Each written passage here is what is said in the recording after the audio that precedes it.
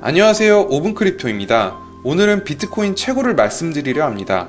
비트코인 채굴이란 과연 무엇일까요? 주변에서 얼추 듣기로는 전기를 많이 쓴다, 금광 채굴 같은 거 라는 말들을 들어보셨을 수 있을 것 같아요. 비트코인은 실제로 금과 비교되기도 하며 보시다시피 이런 재밌는 채굴 비교 사진들이 보이기도 합니다. 그렇다면 비트코인 채굴이 뭔지 6카운츠카에 먼저 말씀드리도록 하겠습니다. 첫 번째, 누가? 비트코인 채굴은 채굴자, 장부를 기록하는 중개인들 중 보상을 받고 싶어하는 사람들만 채굴을 합니다. 여기서 기록과 채굴은 좀 다른 개념입니다. 기록은 중개인 모두가 하는 것이고, 채굴은 그 중개인들 중 다음 블록을 만들기 위해 경쟁하는 사람들만을 말합니다. 그 말은 기록만 하고 블록을 안 만드는 자원봉사자들도 있다는 말이겠죠.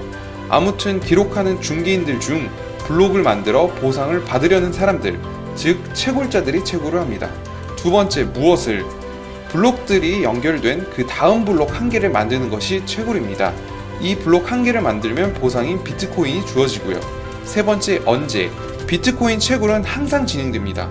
기록은 당연히 항상 하고 있고, 그 다음 블록을 만들기 위한 작업 또한 계속 진행됩니다. 허나 블록은 약 10분에 1개 정도만 만들어지게 설계되었고요. 네 번째, 어디서? 당연히 비트코인 네트워크 안에서 진행되겠죠. 다섯 번째, 어떻게? 비트코인 채굴은 작업 증명이라고 불리우는 연산 장치 경쟁을 통해 채굴됩니다. 한마디로 어려운 수학 문제에 답을 맞추는 사람이 블록을 만들 수 있어요. 마지막으로 왜? 채굴자들은 비트코인 보상을 얻기 위해 채굴을 합니다. 그러나 이 채굴은 결과적으로 비트코인 네트워크를 유지하고 보안을 높이는 수단이 되기도 합니다. 이렇게만 들으면 채굴자란 사람들이 비트코인 얻으려고 기록하고 블록을 만드는구나, 근데 뭐하러 전기까지 쓰면서 어려운 문제를 푸는 거지? 라고 생각할 수 있을 것 같아서 그 이유에 대해 부연 설명해 보도록 하겠습니다. 우선 비트코인은 온라인상에서 여러 명의 중개인들의 참여로 인해 만들어진 네트워크입니다. 은행, 증권사, 카드사처럼 우리들의 신원 정보가 등록되어 하나의 서버에서 중개되는 것이 아니라 여러 명의 중개인들이 온라인에서 장부를 기록하고 장부의 기록인 블록을 만들어 연결한다고 말씀드렸는데요. 철학적으로는 중앙 집중적인 틀에서 벗어나 자유로운 기술로 이해할 수 있어요. 그러나 이러한 분산 금융 시스템을 개발하는 것은 몇 가지 문제점들이 있습니다. 이러한 문제점들을 하나씩 짚으면서 비트코인 구조와 함께 채굴이 무엇이고 왜 필요한지 얘기해 보겠습니다. 비트코인은 신원 정보 없이 다수의 중개인들을 통해 거래가 진행됩니다.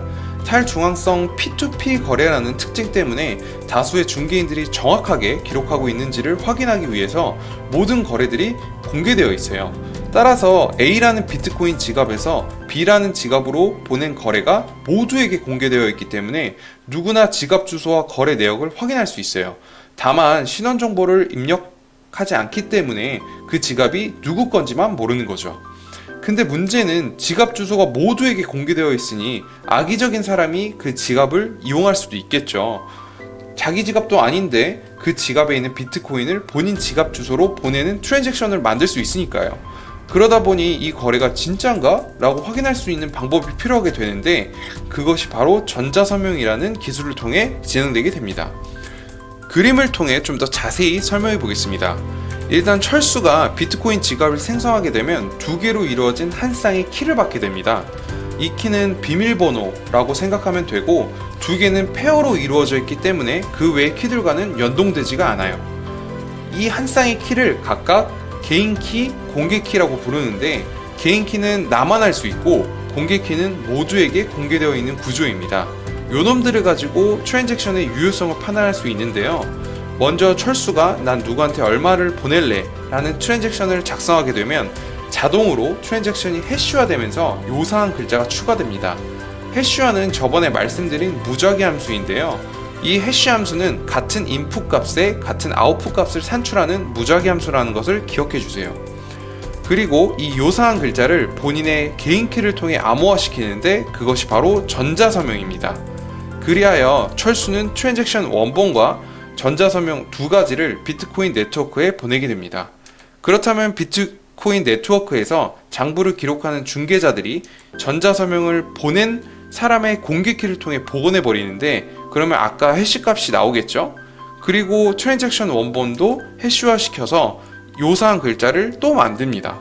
그렇게 두 값을 비교해서 같으면 철수가 진짜 보낸 거구나 라고 믿을 수 있는 거죠. 결론적으로 철수 지갑에 내재되어 있는 개인키, 공개키 페어를 거래 유효성으로 확인할 수 있다는 것을 알게 되었습니다. 자, 그렇다면 철수의 신원 정보 없이도 철수가 보낸 거래가 유효하다는 문제를 해결했습니다. 하지만 디지털 공간에서는 풀리지 않는 숙제가 있죠. 바로 이중지불 문제입니다. 이 이중지불이라 함은 복사 붙여넣기가 아주 쉬운 디지털 세계에서는 쉽게 생각할 수 있는 문제예요. 막말로 엑셀에 Ctrl+C, Ctrl+V 많이 하시잖아요. 문제는 돈이 걸려 있으니 복사가 되면 당연히 안 되겠죠. 이 이중지불 문제를 쉽게 풀기 위해서 우리들은 현재 은행, 증권사, 카드사 등의 강력한 중앙 중개인들을 쓰고 있습니다. 그들은 복사 붙여넣기를 안 할 거라는 신뢰와 계약을 기반으로요.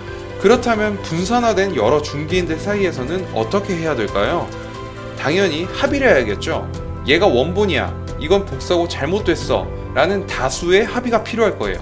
이 문제는 예전부터 많이 연구되어 온 문제라서 이미 널리 알려진 합의 방식이 있는데 바로 비잔틴 합의입니다. 비잔틴 합의는 모든 중개인들이 블록 장부 내역을 서로 소통하여 이 블록이 맞다 틀리다에 대해 투표를 통해 진행되는 방식이에요. 다만 이러한 합의 방식에는 언제나 존재하는 악의적 중개인들에 의해 합의가 제대로 안 되는 경우가 있겠죠. 그래서 비잔틴 합의에서는 중개인들의 숫자 중에 3분의 2 이상이 참된 중개인들이라면 항상 제대로 합의가 이루어질 수 있다는 수학적 증명 결과가 있습니다. 즉 나쁜 놈들이 3분의 1 이하면 항상 괜찮다는 거죠. 이 합의 방식은 어떻게 보면 모든 중개인들이 소통하여 합의하는 과정이기 때문에 깔끔해 보이지만 사토시 나카모토가 구현하려는 방식이 아니었습니다. 그 이유는 비잔틴 합의 방식은 악의적 중개인들의 숫자가 늘어날수록 합의에 필요한 메시지 수가 기하급수적으로 늘어나기 때문이에요. 합의하는 시간적, 물리적 비용이 계속 올라갈 것이기 때문에 이런 비효율적인 일을 할 필요가 없게 됩니다. 즉 비잔틴 합의에서는 중개자들의 숫자가 어느 정도로 제한되거나 중개자들이 빠르게 소통할 수 있도록 자체 스펙이 높아야 된다는 단점이 있어요. 사토시 나카모토는 아무 중개인이나 마음껏 나가고 들어오고 중개인들의 숫자가 아무리 늘어도 큰 문제없는 합의 방식을 구현하고 싶었습니다. 그래서 선택한 것이 가시 프로토콜을 기반으로 한 나카모토 컨센서스입니다. 과연 어떻게 구현했을까요? 나머지 설명은 영상이 길어진 관계로 다음 영상에서 전달드리도록 하겠습니다. 영상이 도움이 되셨다면 좋아요와 구독 부탁드리며 다음 영상에서 뵙겠습니다. 안녕히 계세요.